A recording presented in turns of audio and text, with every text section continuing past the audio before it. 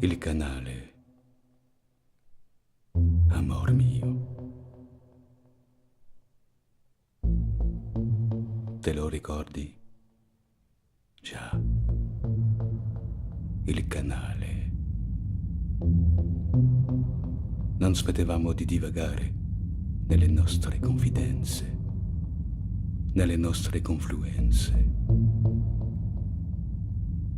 Il mio quotidiano si riduceva a questo. Sognare. Sognare la vita. La mia vita. Anche lei sognava la propria vita. La sognavamo insieme e chiudevamo gli occhi contemporaneamente.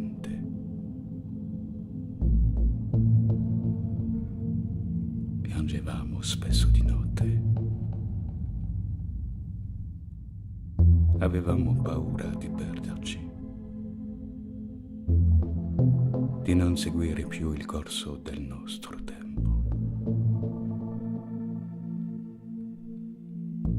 C'era pure la paura degli altri. Volevamo viaggiare ancora di più. Eri andata via, ma senza di me.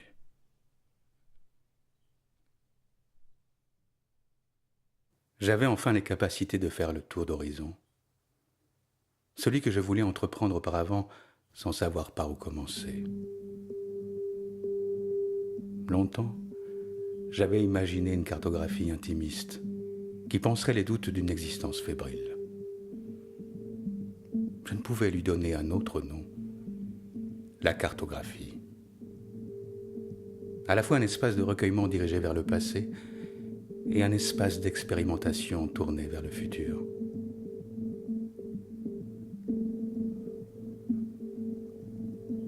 Le problème n'était pas de savoir quoi dire, mais de savoir comment formuler le problème. Mon père avait disparu depuis 10 ans, apparemment dans un autre pays. Fallait-il le retrouver? Qu'aurais-je à lui dire? La même chose arriva avec une femme que j'avais aimée. Plus de nouvelles. À vrai dire, rien. Je cherchais des éléments, des renseignements pour tenter de suivre le cours de leur vie. On me disait que l'attrait était ambigu, qui ne mènerait qu'à ma perte. Des informations, j'en trouvais, égrenées par-ci, par-là. Au fur et à mesure, la lassitude avait pris le pas. Je devenais un égaré dans la vie des gens que j'avais aimés.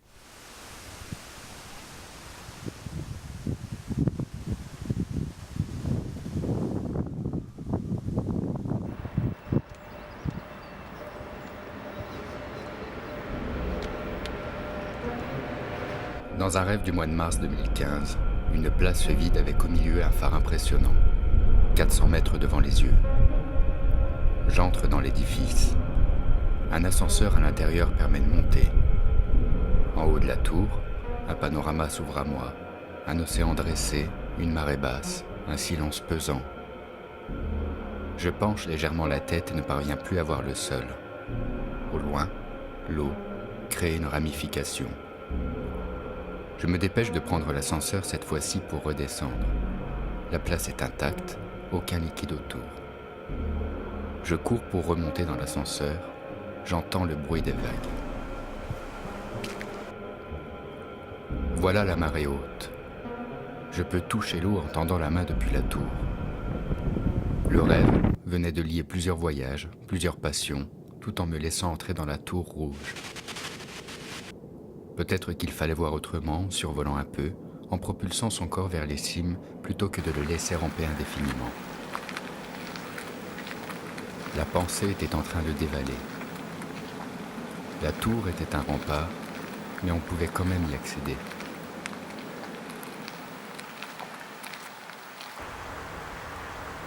Nous nous retrouverons un jour certainement, à partager le même rêve et à parler de la même chose pour une fois.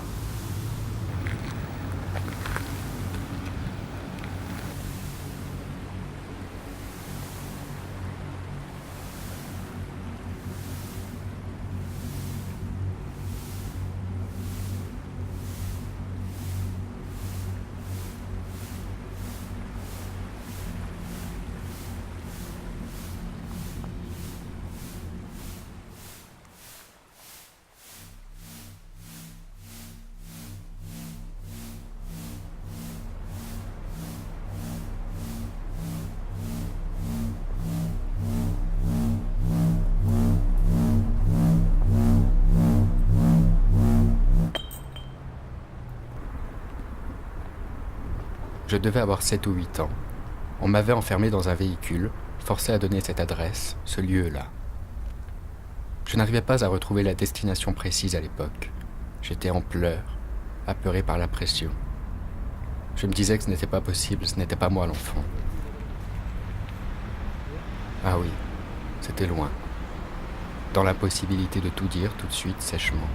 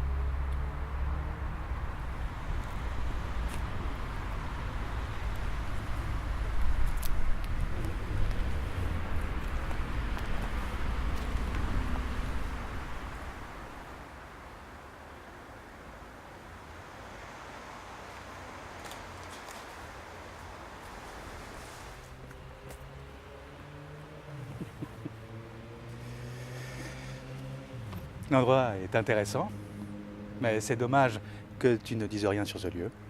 Depuis 2 jours, tu m'indiques des parcs, des forêts. Le film devait commencer par là, dans ces endroits-là, c'est tout. Oui, moi, j'aurais bien voulu visiter avec toi ces lieux, pleinement. Je me fie à ta carte, donc.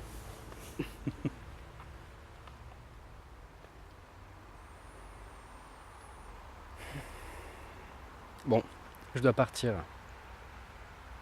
Je te laisse regarder. D'accord.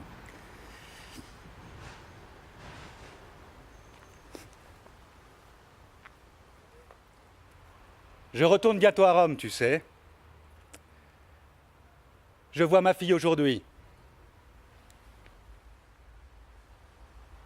On dîne ensemble ce soir? Pourquoi pas? Chez ma mère, ça te dit? Ah oui. Alors à ce soir. À ce soir.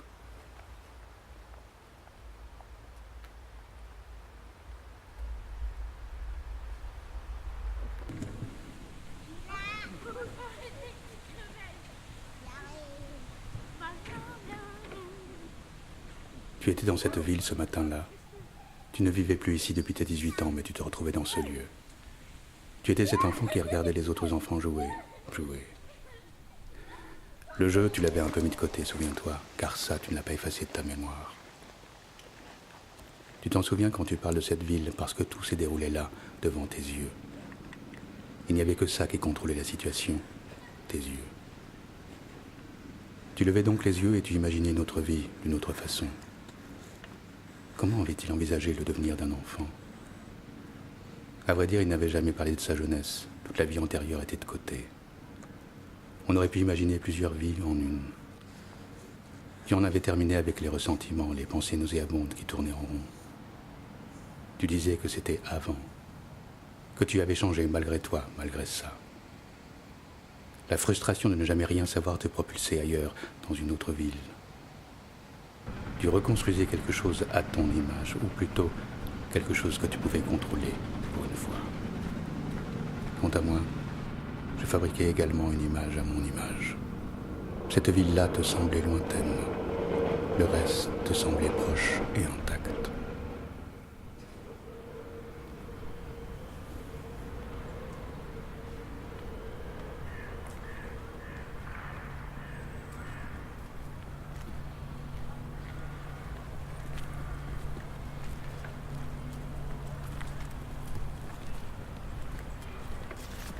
Bon, on va pêcher après. On verra. Je suis allée avec Marc l'autre jour. C'est comme un papa. Oui, oui. C'est pas ton père. Puis j'ai pas le temps. Tu iras avec lui alors? T'es bête.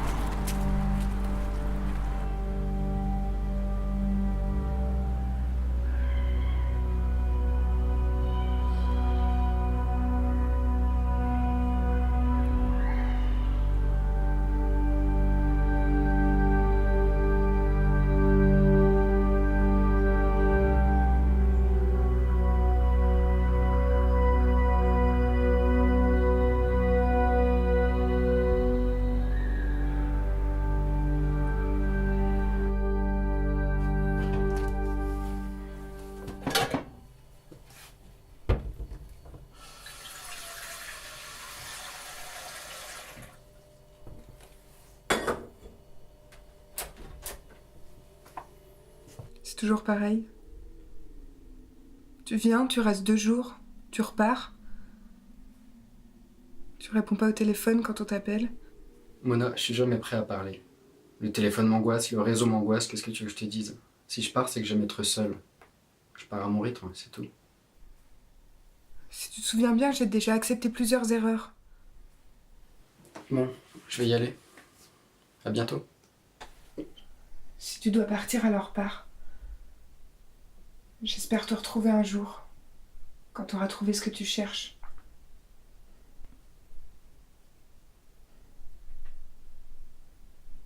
En fait, je sais pas quoi te dire. C'est tellement compliqué de te suivre.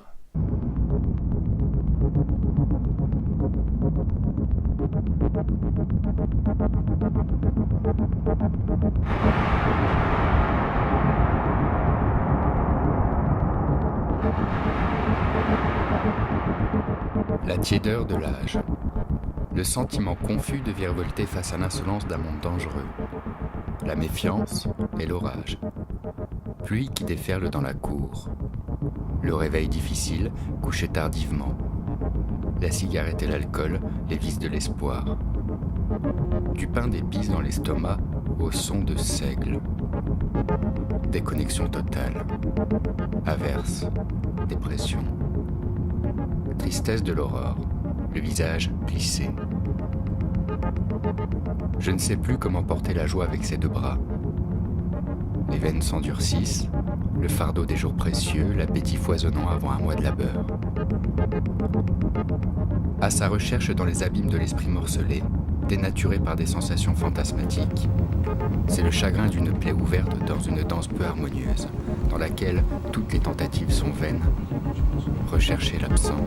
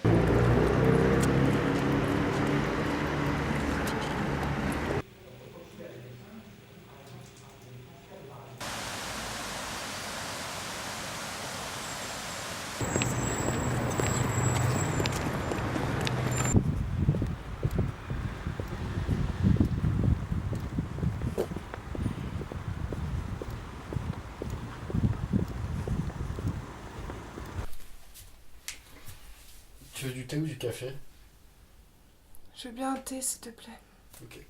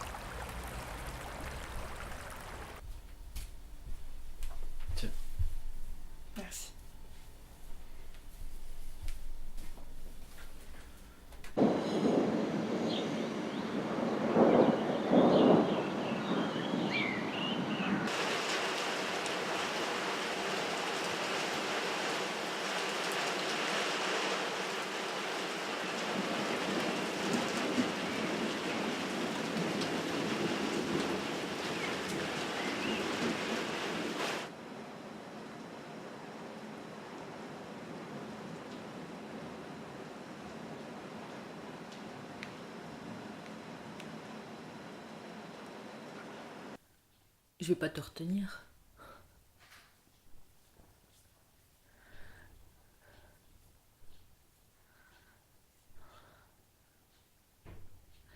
T'as toujours fait ce que t'as voulu. Je t'ai fait confiance, hein.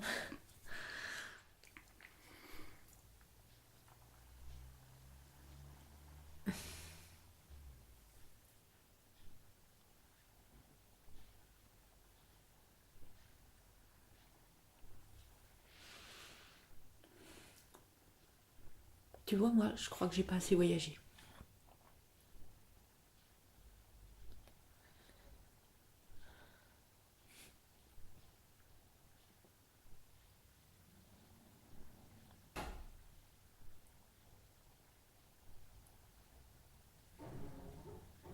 J'ai profité de la vie, hein. J'ai fait des belles choses.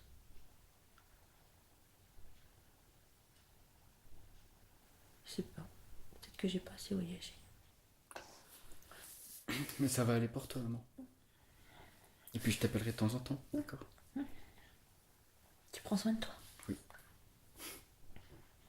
Et t'oublie pas de dire bonjour à François de ma part, surtout. D'accord. Hein? T'oublies pas, hein. Je lui dirai.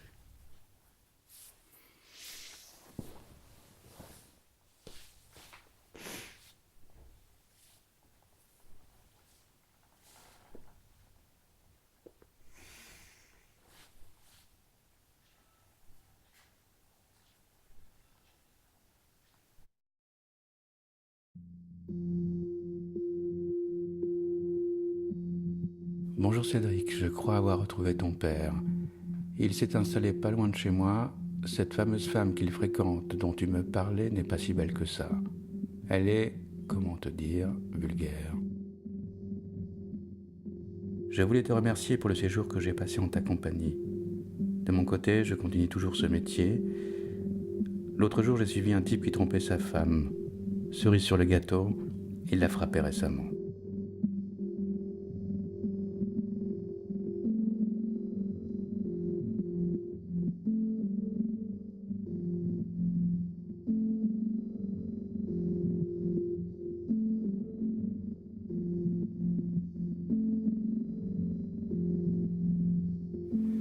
D'accord, là il est devant la porte. Ok. Ah, il sonne. Putain. Et là, elle va descendre.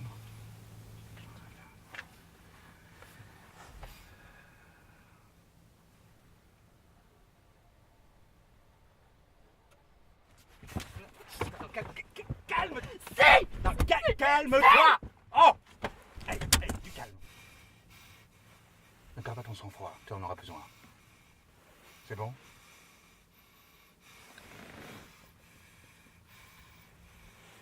Allez, respire un bon coup. T'as besoin de respirer.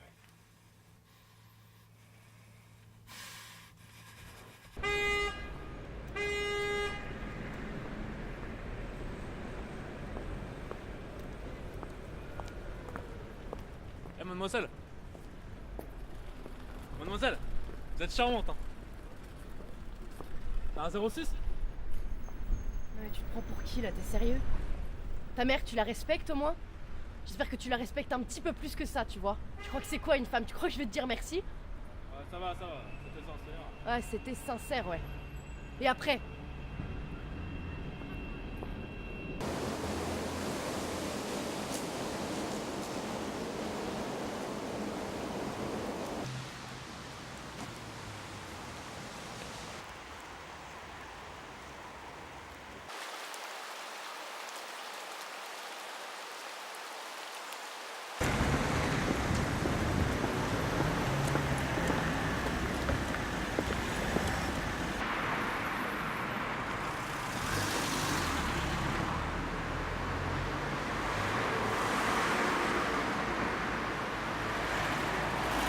C'est le seul moment que j'ai pour me retrouver seule, décompressée.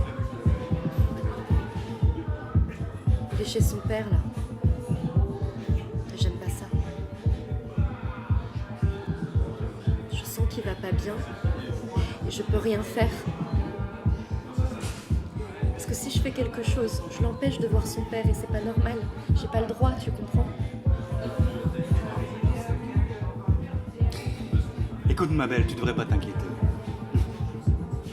Je t'offre un cocktail. De toute façon, tu rentres à pied. Et puis, si t'as un problème avec lui, moi, je lui rentre dedans.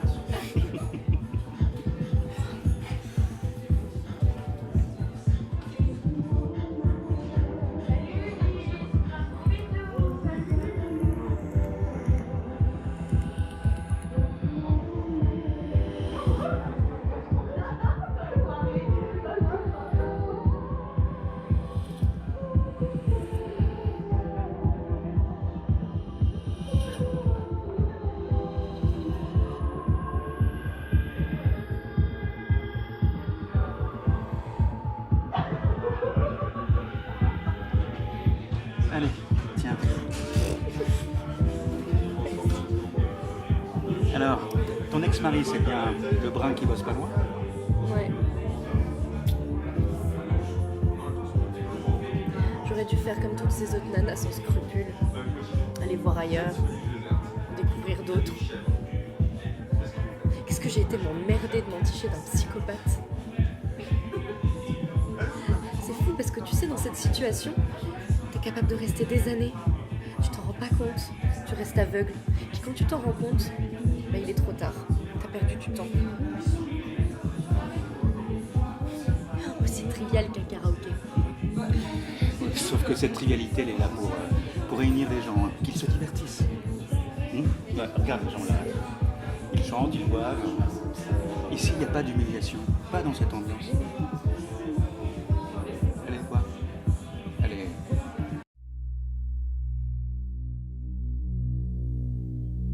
J'ai pris le temps de construire un futur, de regarder devant moi. Ma femme était partie. Je me promenais chez moi comme si je redécouvrais le lieu sans cesse. Ma foi, le whisky est aussi plaisant que le sexe. Dans cette vie égoïste, j'avais un peu mis de côté ma femme, ma fille. Emma, ma fille. Ma douce fille. Sa mère était partie avec en France. Un mal pour un bien m'a fait rencontrer Cédric dans sa ville. J'étais bien parti pour être un vieux machin dans ma routine antérieure. Maintenant, je vis.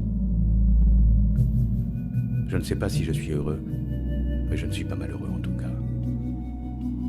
Cédric, nous nous sommes rencontrés et je suis devenu un être différent. J'ai vécu plusieurs vies.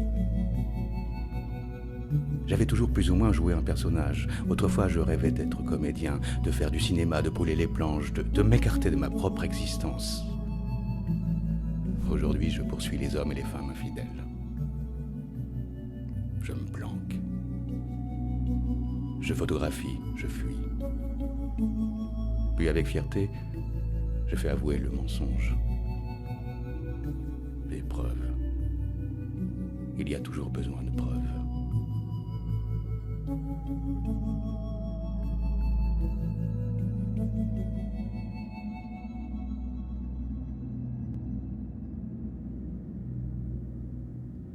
Le canal, mon amour, tu t'en souviens? Le canal. Ah oui. Nous divaguions constamment dans nos confidences, dans nos confluences. Mon quotidien se résumerait à rêver. Rêver la vie. La vie. Ma vie. Elle aussi, elle rêvait sa vie. Nous la rêvions ensemble et nous fermions les yeux en même temps. Nous pleurions, souvent la nuit. Nous avions peur de nous perdre, de ne plus suivre le cours de notre temps. Il y avait aussi la peur des autres. Nous voulions voyager davantage. Elle était partie, mais sans moi. J'ai reçu une lettre encore aujourd'hui.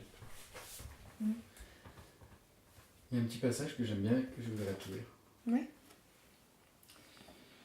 Des amis, j'en avais eu beaucoup, beaucoup autrefois, mais de véritables amis, fidèles, je les comptais sur les doigts d'une main dorénavant. De nombreuses déceptions, des confidences et des trahisons, ceux qui disparaissaient du jour au lendemain, qui ne disaient rien à personne, ceux qui s'écoutaient parler longuement. Je n'étais pas devenu aigri, non.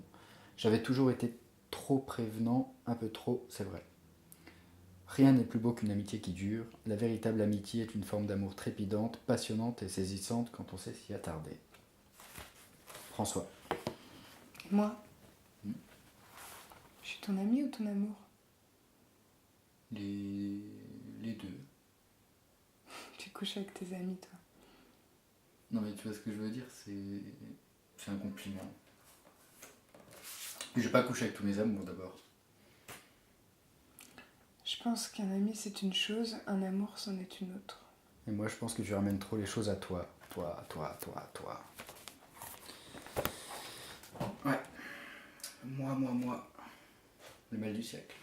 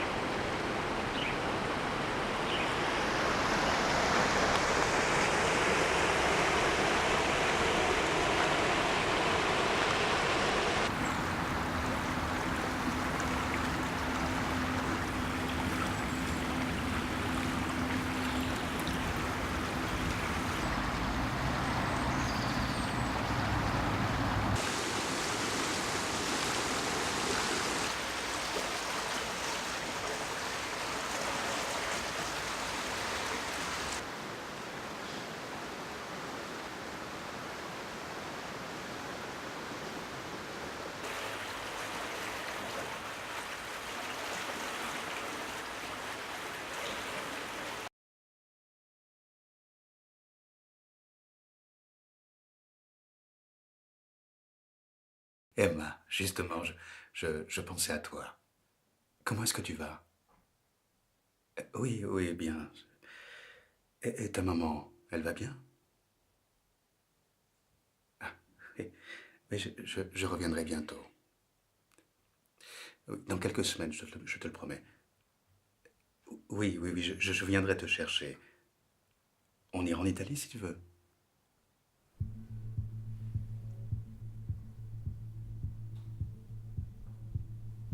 Oui François, c'est moi, je suis là. Je suis derrière la porte.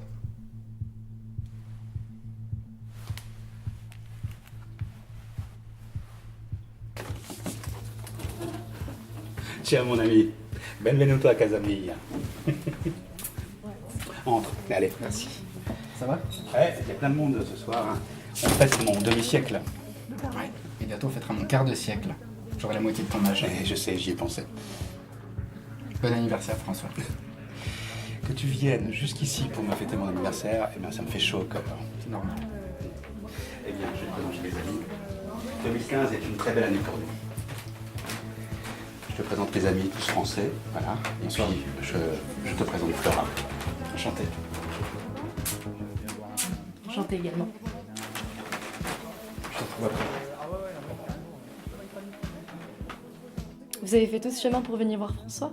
Oui, qu'un ami véritable est une douce chose. Je m'en tiens à cela.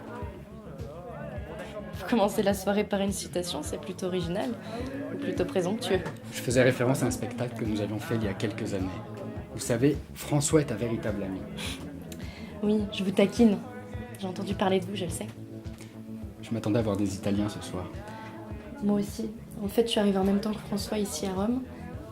Il a un réseau très très vaste, mais ses amis sont principalement français.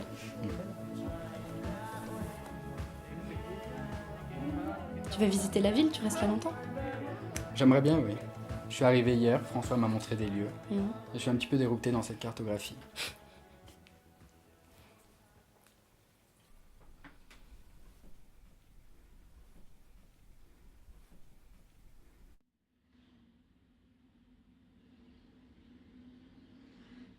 Mais non, je n'ai pas souffert. J'ai vu des vapeurs, j'ai eu des effondrements. C'est plus rassurant de dire c'était avant. Avant, oui. Mona créait un équilibre, un apaisement. J'avais l'air ridicule à regarder nos photos, nos vidéos. Tout un passé s'entassait dans un disque dur. Je transformais ces images au montage, je les dévisageais. Scintigraphie, kaléidoscopie. Gestes qui défigurent.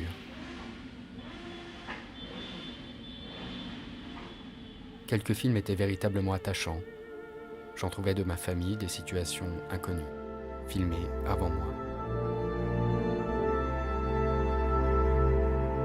J'en trouvais encore de nous deux. Nous deux. C'était une belle histoire.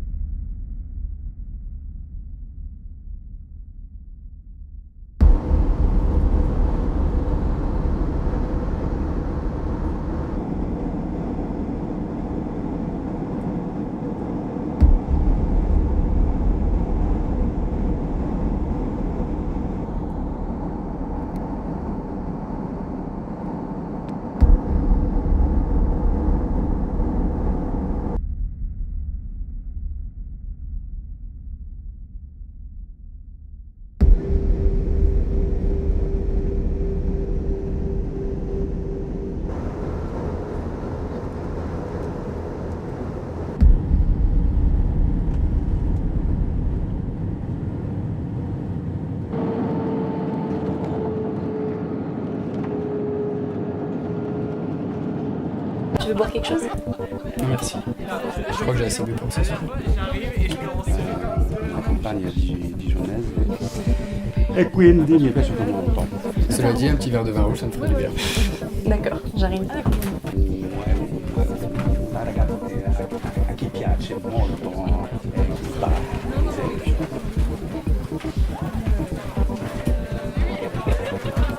Je crois que t'as gardé tes mauvaises habitudes. Voyeur. Elle a un enfant. Et alors? Et alors, je te préviens, c'est tout. Ah, merci. Voilà. Oui, merci. Je t'en prie. On va s'asseoir? Ouais.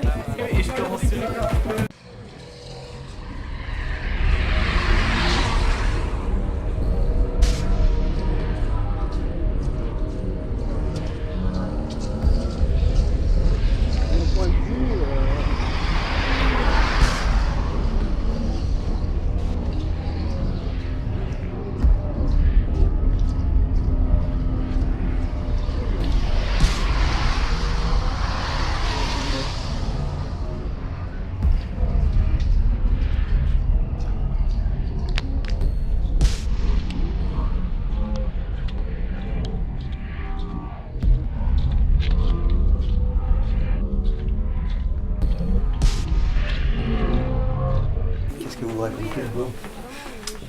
Pas grand-chose. Ah, par contre, la cigarette chez moi, tu sais que c'est pas forcément... Ah, je suis désolée. Ah non, mais c'est bon, je n'ai jamais... Ah, écoute, ça, c'est pas possible. D'accord, bon, d'accord. Non, c'est pas intéressant. D'accord. Bah, si, c'est... En fait, si, c'est intéressant, mais on peut pas le raconter. Ça a été filmé d'ailleurs. Bon, bref, on fait quoi demain? Qu'est-ce qu'on fait demain? Eh ben, écoute, j'ai prévu tout un programme, on va visiter Rome. J'ai rencontré beaucoup de choses, et notamment des endroits inattendus. Des endroits que même les Romains ne connaissent pas. Voilà. Et donc on sera accompagné par... Les sous. Non, c'est pas vrai. T'as trop bu. Ouais, et toi aussi t'as un petit peu trop bu là? Ah non, non. Ouais, ça va. Bon, c'est bon alors donc... J'ai juste bu un peu de whisky. Ah non, non, non, mais alors attends, tu vas encore vomir. J'ai jamais vomi. Moi, je vais pas tarder à y aller. Ah. Je vais rentrer, je suis un peu fatiguée.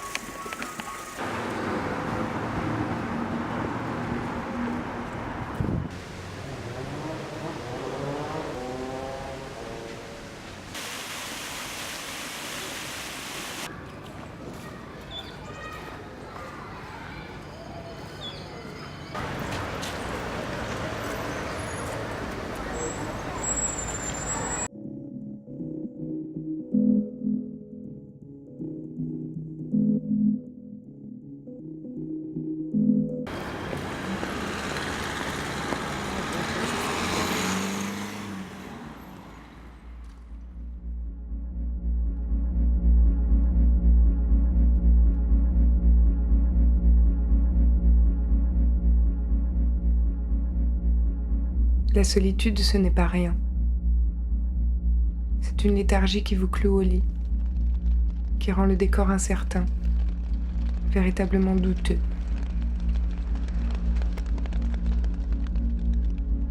Tu te lèves le matin, tu dis que c'est déjà le soir et sans un mot, tu te recouches. L'appartement dans lequel tu étais enfermé était un donjon. Non, une forteresse, repliée sur elle-même. Tu voyageais, replié. On t'appela un jour au téléphone puisque tu ne donnais plus de nouvelles, puisque tu avais disparu de la circulation, puisque le monde t'enfermait. Un soir, on crut à un suicide. Nous entrevoyions la lumière allumée de l'extérieur. On devait se voir, mais tu ne répondais plus au téléphone. Monter jusqu'à ton donjon fut compliqué. Tu n'avais pas de sonnette, tu n'avais plus rien. Au dernier étage, tu as ouvert la porte, tu souriais. Ton téléphone était resté en silencieux, comme toi. Depuis combien de temps ne t'étais-tu pas réveillé, Cédric ? Il plia son corps en deux. Sa douleur au ventre ne le lâchait plus. Il ne pleure pas, comme d'habitude. Il ne dit rien. Je t'assure que je me serais occupée de ton cœur si tu m'en avais laissé l'occasion. Je me serais occupée de toi. Tu n'es pas invisible à mes yeux. Tu ne l'as jamais été. De sa fenêtre, c'est ici qu'il a commencé à regarder. Regarder ou plutôt revoir un marasme ambiant, celui d'une foule en délire, disons festive. Il disait « il », comme pour mettre en scène le personnage qu'il était devenu. Il aurait pu dire « je », il le dira. Au dernier étage, tout semblait si minuscule, le microcosme en mouvement autour d'un ciel éventré. Plusieurs cercles s'élargissent sur les trottoirs, tandis que d'autres sont resserrés, assis en terrasse. Ce sentiment de temps écoulé m'appartient, au moins cela. De l'amour, de la vie et de l'ennui. Les motards font gronder les engins, des échos. Je n'ai rien à faire ici. Le spectacle est différent tous les soirs, mais plus rien ne devient attrayant. L'obligation involontaire, l'enfermement comme une prison, comme un exutoire. Le dehors, le dedans. Aux antipodes fulmine un vide. Je saisis une cigarette d'un paquet tout neuf, et pourtant presque vide. Déjà, il va falloir que je sorte acheter un énième paquet. Que fait ce pauvre type un samedi soir, seul en ville ? Il essaie de faire comme vous, en moins bien. Cette lecture a été épuisante, renvoyant à une certaine douleur. Les klaxons surviennent, en trombe. Le présent a une qualité ingrate. Un boomerang peut frapper plusieurs têtes. Sait-elle dans quelle vie je me suis enfermé ? A-t-elle à l'esprit que rien n'est magnifique ici ? Ils ne veulent pas de moi dans la mesure où je ne veux rien d'eux. Les routes se sont éloignées. Tourne la tête, regarde derrière toi et les flammes te brûleront au visage. Tu ne retrouveras rien. Elle a rangé 3 ou 4 photographies dans le tiroir et lui a dit souriante, « Renonce à te souvenir. » Nos mots, comme un tourbillon de fumée. Et ces débris de papier carbonisé, notre vie, avec des étincelles, encore.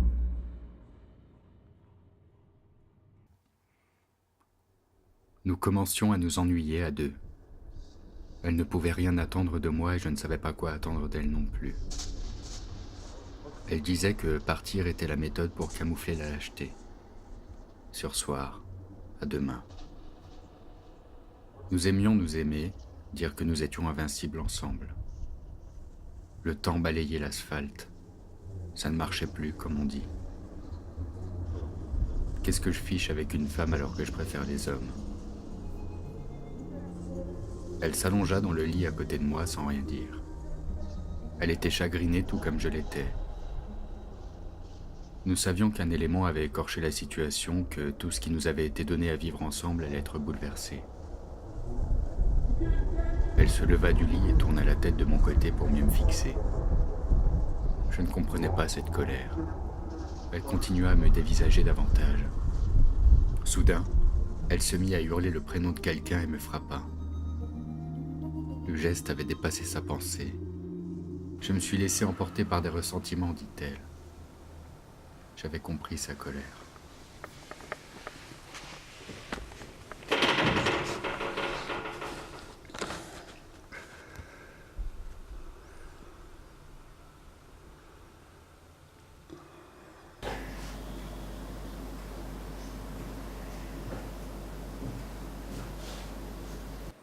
Après tout, elle n'était plus là.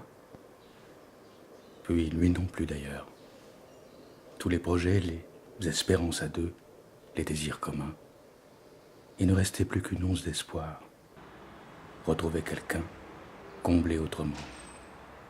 S'enfuir et ne plus revenir, s'en aller. Cessons de nous écrire, participons à la rupture totale, à la chute des corps. Nous partagerons au moins cela, la chute. Une jeune femme marche et se retourne face caméra. Elle sourit. je glanais des images. Elles dataient. Te souviens-tu de ça et de ça? Nous imaginions qu'avec le temps, plus précisément les années, nous allions nous retrouver et que la magie allait opérer comme autrefois. Mais c'est quoi autrefois? Je ne pouvais te donner de substance qu'à travers les photos que tu publiais sur ton site internet.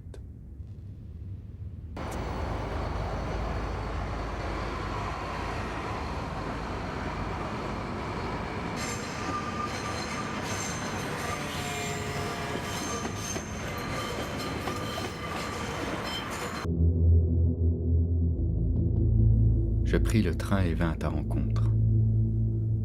Tu faisais mine que je ne t'avais pas manqué, que j'étais un simple ami, un ami simple. Tu avais un regard qui mentait.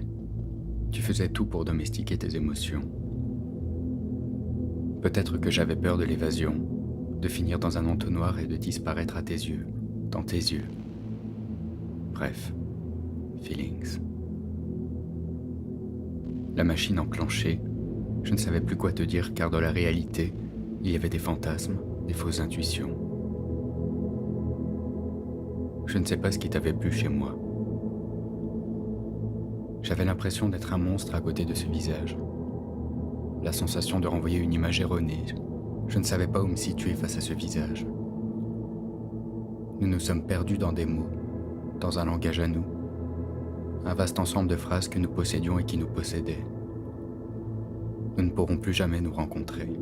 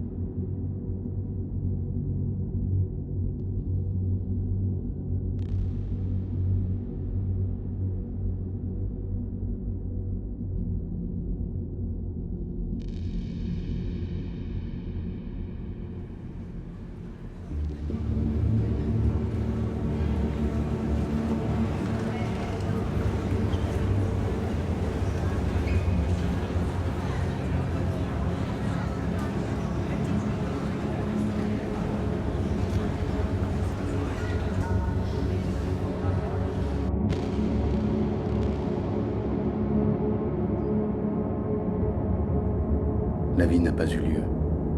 Elle sent la mort plus qu'elle ne vit. La mort a gardé son odeur intacte. Ce n'est pas une roue, mais une pente sans fin.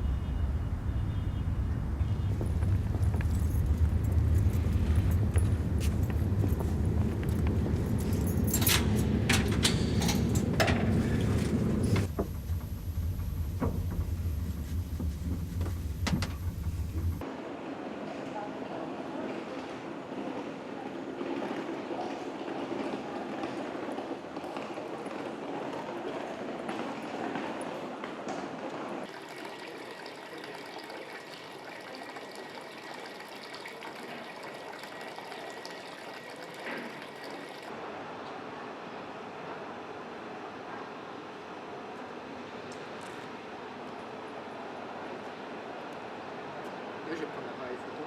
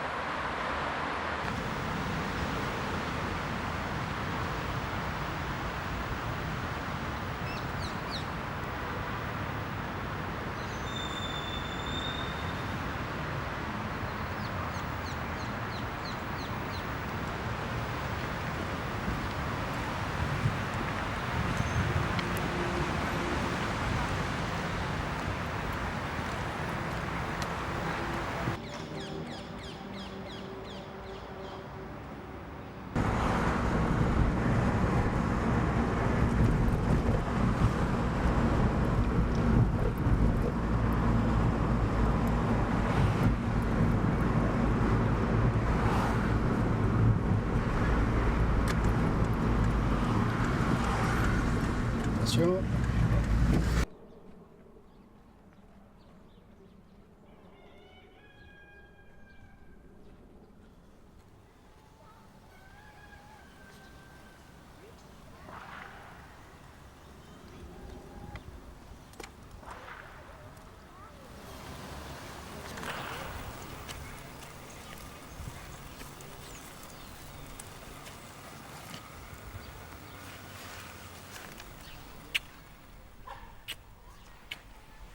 Tu es là depuis longtemps? Non. Je viens d'arriver avec mon fils. Il a l'air de s'amuser. Tu le ramènes à quelle heure chez sa mère? Vers 19h30. Je te rejoindrai après l'avoir amené. Coucou. Coucou. T'as vu mon vélo?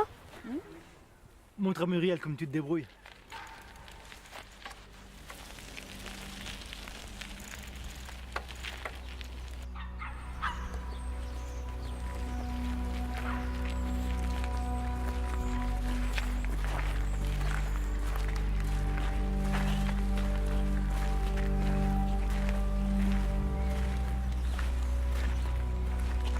Tu vas rester longtemps chez Flora?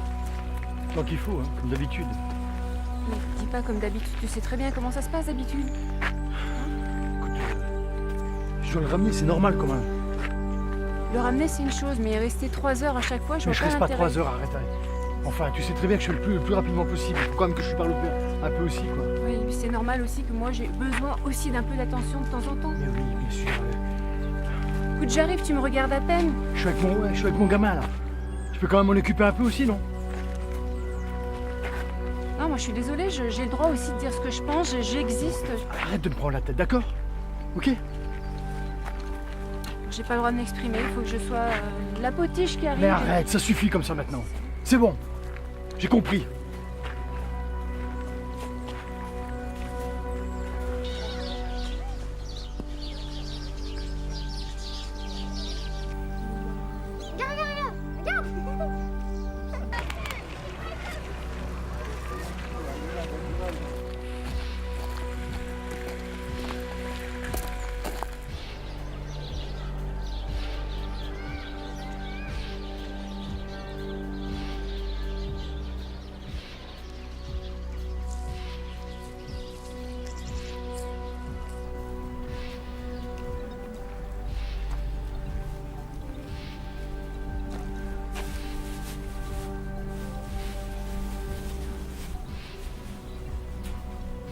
Tiens, du pain pour les biquettes. Biquette, biquette.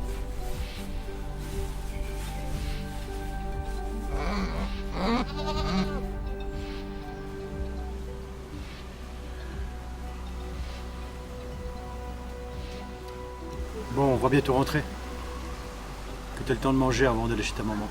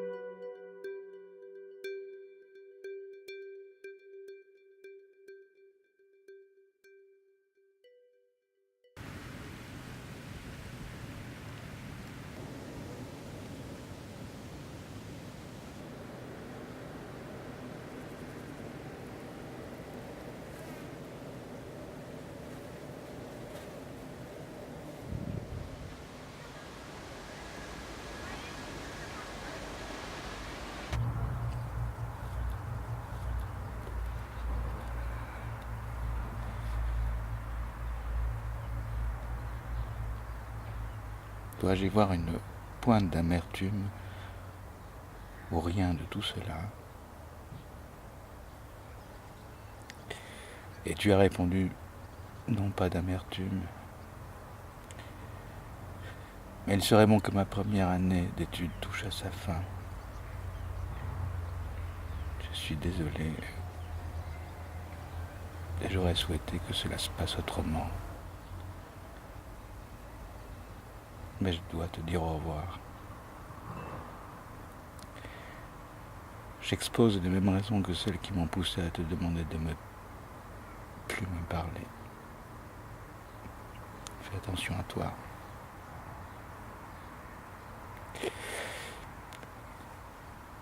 En espérant que tu me pardonneras et que tu ne me jugeras pas trop sévèrement.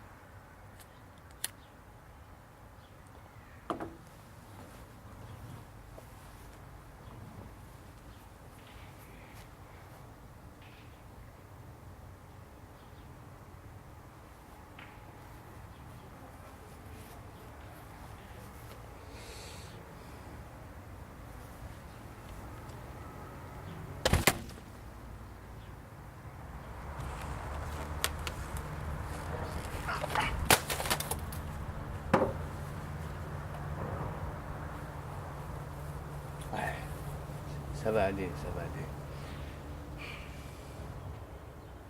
Tu vas bien? Ouais, ça va. Je viens d'exploser l'ordinateur. Mais c'est pas grave, tu savais pas t'en servir de toute façon. Mauvaise langue. J'ai travaillé dans l'informatique jadis. Ah, jadis.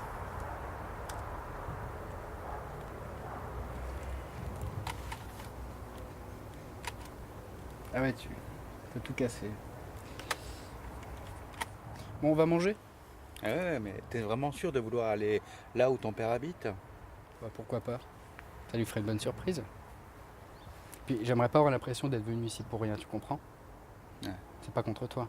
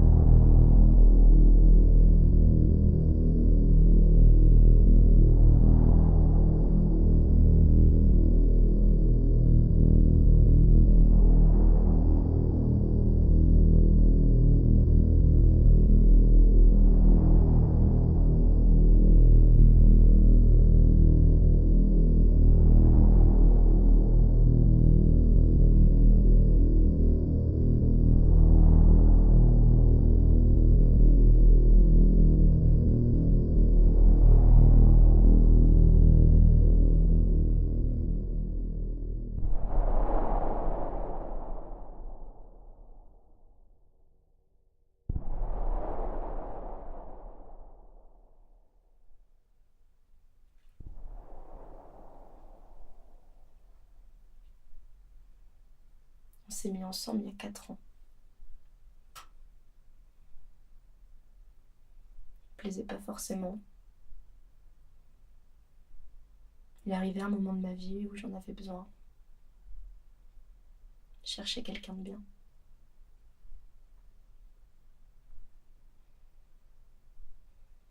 Au début, je me forçais. La peur d'être seule, j'en sais rien. Puis à un moment donné, je me suis habituée parce que je me suis dit que le grand amour, ça n'existait pas.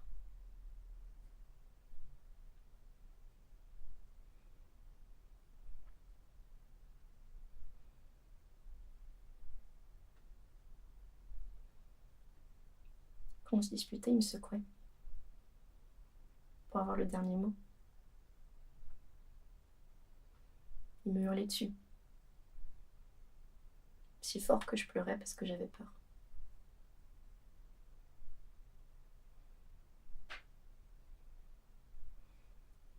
Quand on allait se coucher, il se mettait sur moi pour m'empêcher de bouger et il me forçait à...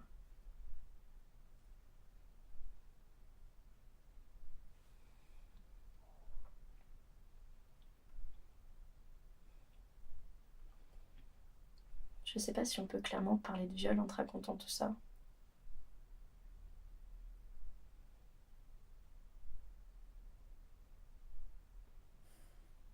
Il était très immature et matérialiste. Pour lui, la clé du bonheur, c'était d'avoir un bel appartement.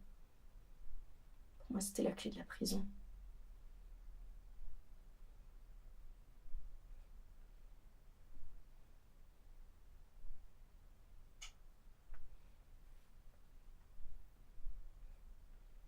Je me sens revivre. C'est comme si j'avais dormi pendant 4 ans.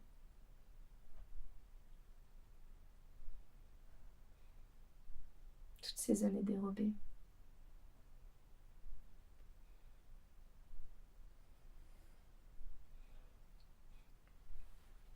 Bref, t'as mieux à faire, hein.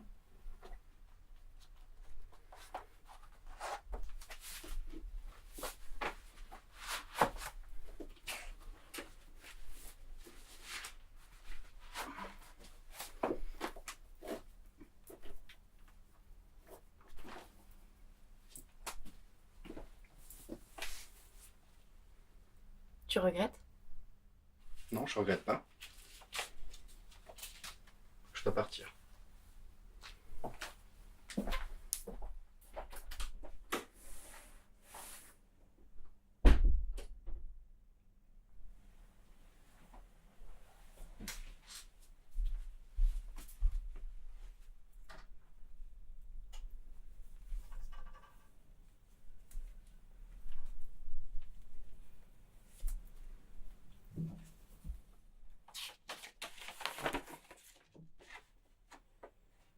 Désir au réel.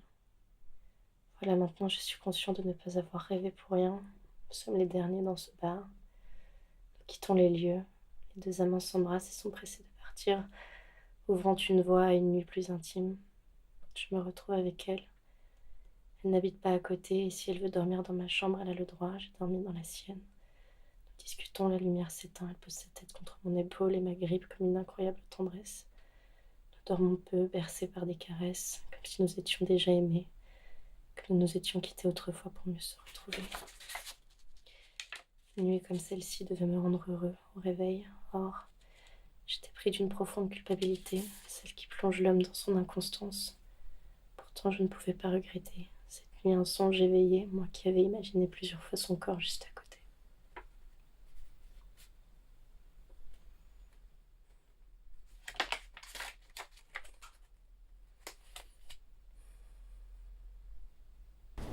A Roma è conosciuta come la via dei pittori ed è nota soprattutto dagli anni 50 del secondo dopoguerra in avanti, 1950 in avanti. Sì. Perché tutti i pittori che non avevano lavorato sotto il fascismo all'improvviso possono venire alla luce, possono lavorare liberamente e si trasferiscono tutti qui con i loro studi, le loro case e anche tutta la loro vita.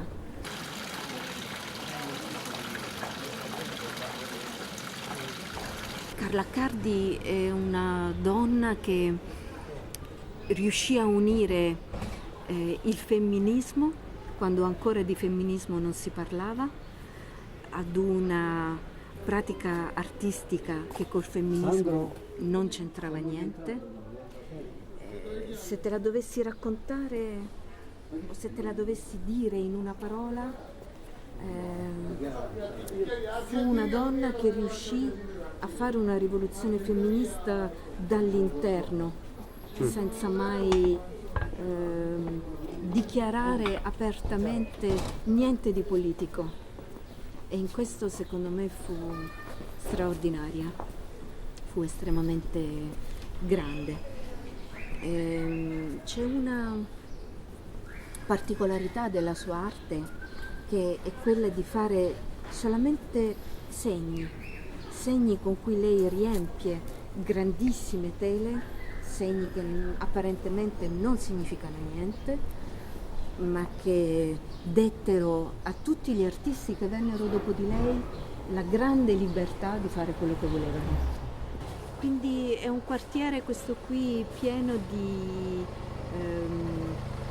racconti, pieno di umanità anche, e pieno di un'Italia, forse l'Italia più bella, quell'Italia che negli anni 50 stava rimettendosi in piedi dopo la guerra, stava ritrovando se stessa, stava ritrovando la sua identità, si stava aprendo all'Europa e ricominciava a vivere. Poi da un certo momento in avanti, dalla fine del 1500 in poi, nelle sue opere i fondi si fanno scuri e la drammaticità anche della sua vita viene fuori molto più forte, molto più lacerante anche. Però prima no, prima non si penserebbe che Caravaggio sarà il Caravaggio che poi diventa più famoso.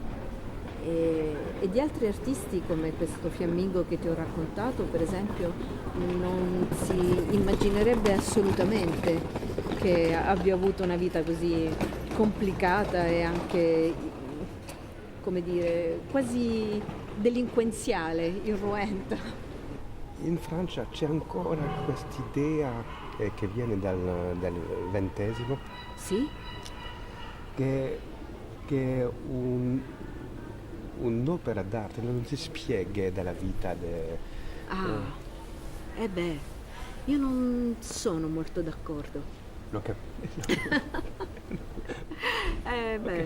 Sì, non sono molto d'accordo, perché credo invece a quello che diceva Leonardo, che il pittore dipinge sempre se stesso, anche quando dipinge una pianta, anche quando dipinge un paesaggio. In verità il modo in cui mette il pennello sulla tela è sempre un modo attraverso cui la mano si collega alla mente, e questo collegamento fa sì che quella pennellata sia piena della personalità.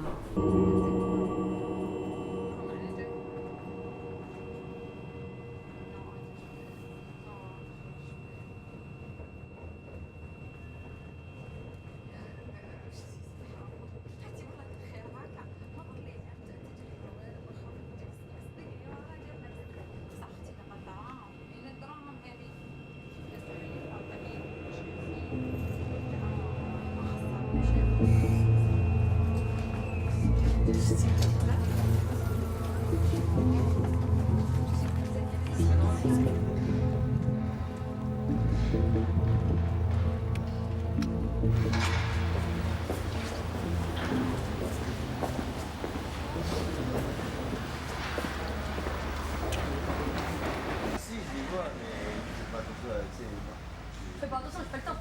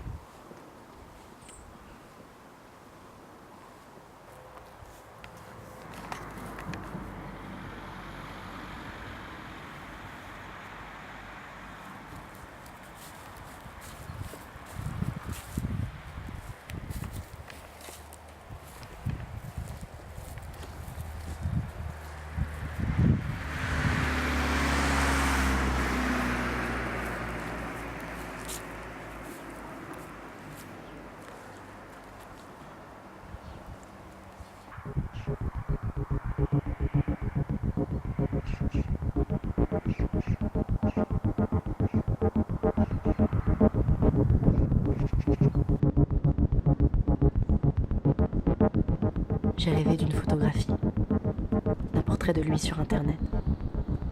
Fantasmer un visage et une personnalité qui seront peut-être tronqués. Je suis pressée de le voir, le faire sortir à Rome et lui faire voir d'autres personnes. Il vient ici, sans but, sans motif. 10 années de vie compactées quelque part, peut-être même dans un nouveau lieu, pourquoi pas dans un film. Comment vivais-je ? C'était ça la question aujourd'hui ? Comment vivre ? Je voulais faire du cinéma, mais la sensation d'échec avait une telle intensité que tout se déstabilisait en moi.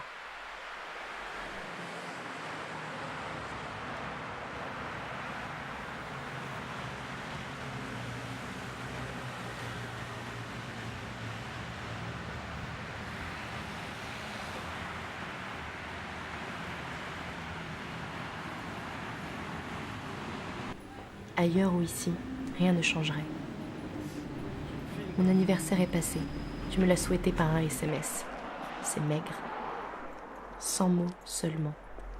Rien.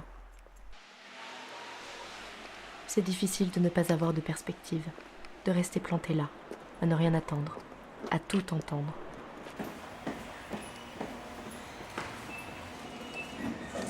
Quelque part, je disais que je voulais voir plus loin. J'ai encore dormi pendant des heures, dehors, l'après-midi. Pas de perspective. Oui. Juste un silence qui accable, car plus personne n'existe dans ce chaos personnel. J'écris parce que je ne peux plus formuler oralement. Je dois poser les mots tandis que je les pèse pour les autres.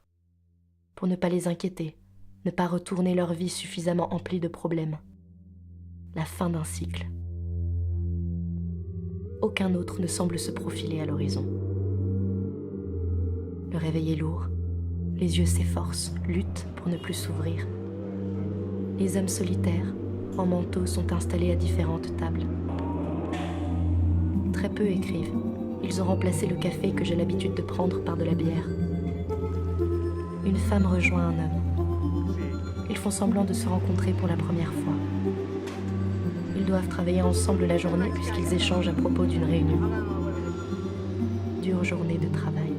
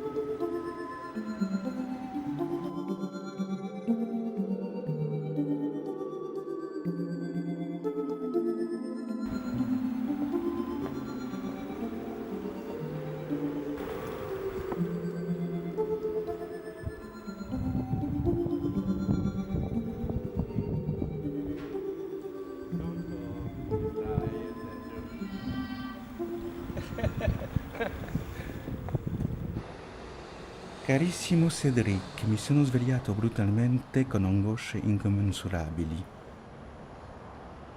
Non hai ritrovato tuo padre e mi spiace veramente. Sembri non soffrire. Forse te lo aspettavi? Non rivederlo più? Dici che alla fuga ti sei abituato? Che non aspetti niente da nessuno? Non hai più nessuna speranza? Sinceramente, la pensi davvero così? Io penso di lasciare Roma e traslocare a Parigi. Qui non ho più molti amici. Vorrei coricarmi lentamente, spensierato.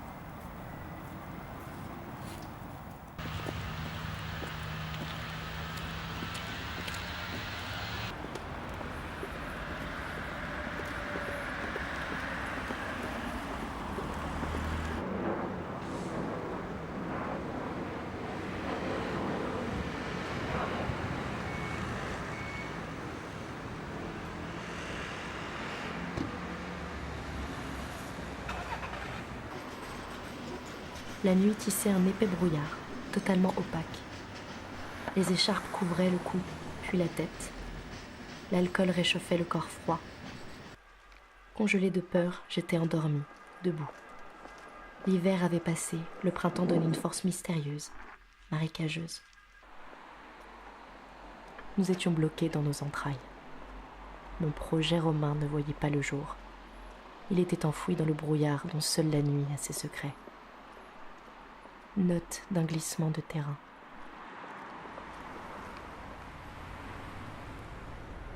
On n'a pas dû se comprendre, mon grand. Tes appels, tes messages, tu peux les classer, les mettre de côté. Elle vient de m'en parler. Tu n'es pas utile dans sa vie. Et encore moins dans la mienne. J'hésiterai pas à te dérouiller, à te mettre au sol et à te fumer. T'es une merde! Tu devrais savoir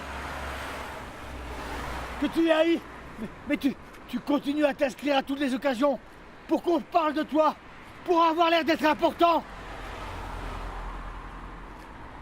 Le réseau t'a évincé et tu es broyé à jamais. Et toi, la jeune cruche qui se croit irrésistible, tu sais rendre les choses ambiguës pour que tout tourne autour de toi, que les gens s'arrachent pour toi. Et ça te procure un plaisir malsain. Parce que pour une fois, tu es la gagnante. À ce jeu-là. Et tu te venges aujourd'hui. Vous êtes laids!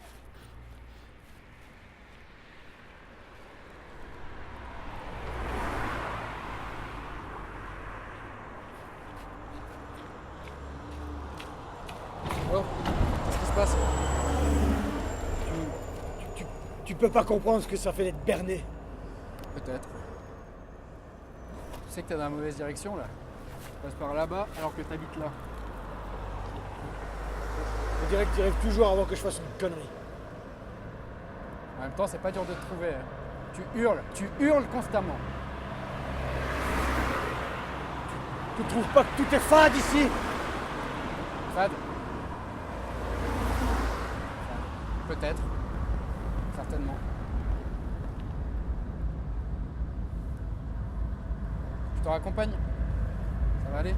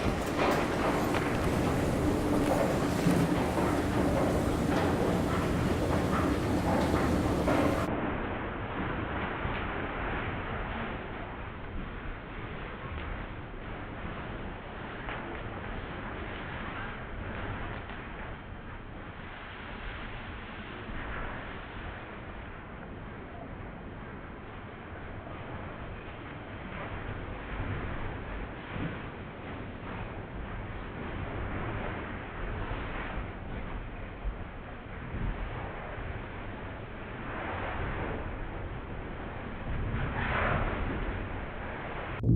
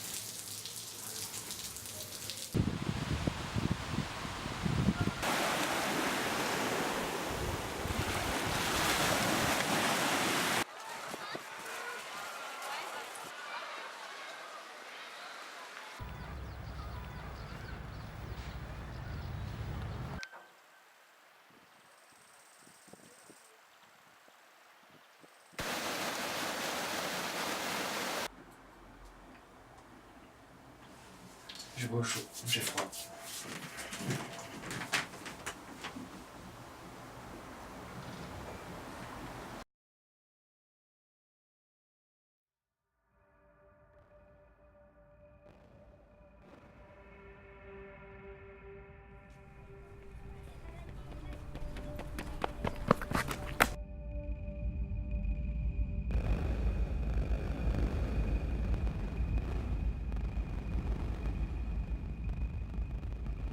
Je sais pas ce que je préfère. Tu me poses trop de questions, j'en sais rien. Ok, je me tais.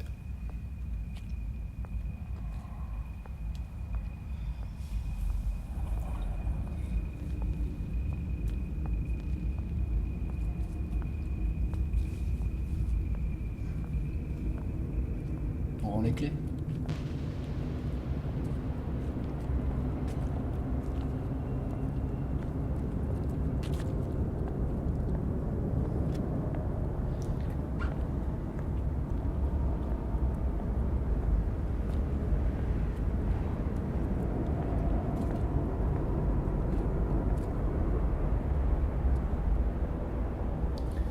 C'est tout ou rien, quoi.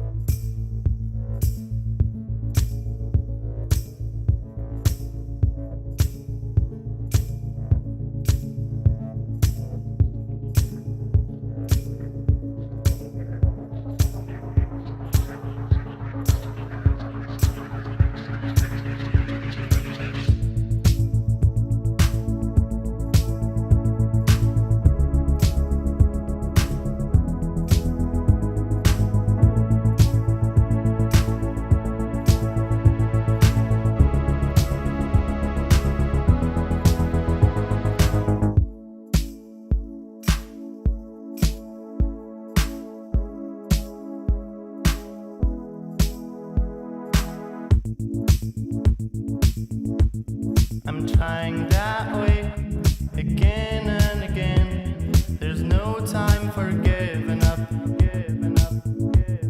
I'm trying the other way again.